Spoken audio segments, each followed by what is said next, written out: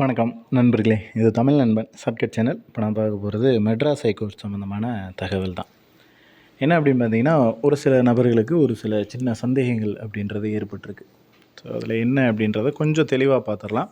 இந்த appointment order அப்படின்றது வாங்கினதுக்கப்புறம் நமக்கு வந்து ஜாப் இல்லாமல் போகுமா அப்படின்னா, கண்டிப்பாக நீங்கள் வந்து தவறுதலாக ஏதாவது அப்ளிகேஷன் போட்டிருந்தீங்க, அப்ளை பண்ணும்போது கொடுத்துருந்தீங்க அப்படின்னா ஜாப் இல்லாமல் போகும். அது என்னென்ன, அதாவது தவறுதலாக அப்ளை பண்ணுறது வேறுங்க, தவறுதலான சர்டிஃபிகேட் கொடுத்து வேலைக்கு போகிறது வேறு. ரெண்டுக்கும் வித்தியாசம் இருக்குது. இதில் கொஞ்சம் கன்ஃப்யூஸ் ஆகிடுறீங்க.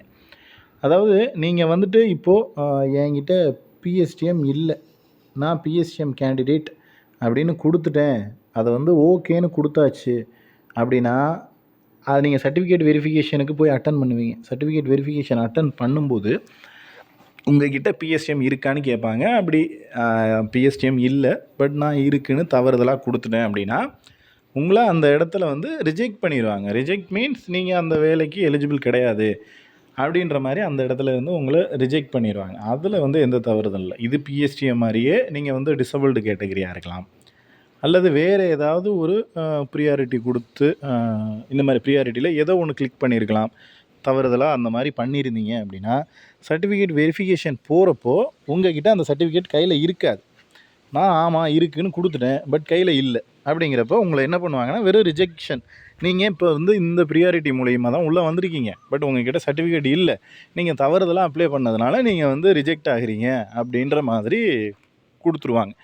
ஏதாவது சர்டிஃபிகேட்டில் உங்கள் பேர், address, phone number, mail ID இந்த மாதிரி தவறுகள் இருந்துச்சு அப்படின்னா அதில் வந்து எந்த ப்ராப்ளமும் வராது, அது வரப்போகிறது இல்லை.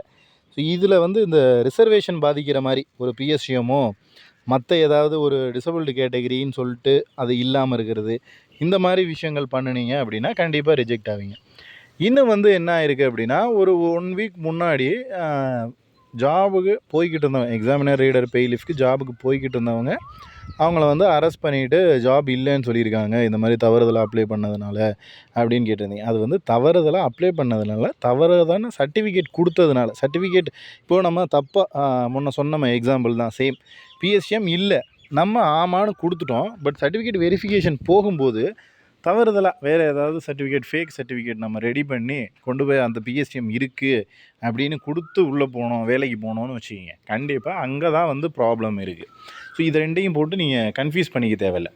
நம்ம தவறுதலாக அப்ளை பண்ணுறது வேறு, தவறான சர்டிஃபிகேட் கொடுத்து வேலைக்கு போகிறது வேறு. ஸோ ரெண்டுக்கும் வித்தியாசம் இருக்குது. ஸோ அதனால் தவறுதலான சர்டிஃபிகேட்ஸ் இல்லாத ஒன்று, டிசபிள்டு கேட்டகரி அப்படின்னு இல்லை, பட் நான் எஸ்ன்னு கொடுத்துட்டேன், சர்டிஃபிகேட் வெரிஃபிகேஷன் போகிறப்போ நான் டிசபிளே இல்லாமல் ஆமாம் எனக்கு டிசபிள் கேட்டகரியில் நான் வருவேன் அப்படின்னு கொண்டு போய் ஒரு சர்டிஃபிகேட்டை கொடுத்து நம்ம வேலைக்கு போகிறோம் அப்படின்னா அதுதான் உங்களுக்கு வந்துட்டு ப்ராப்ளமை க்ரியேட் பண்ணும்.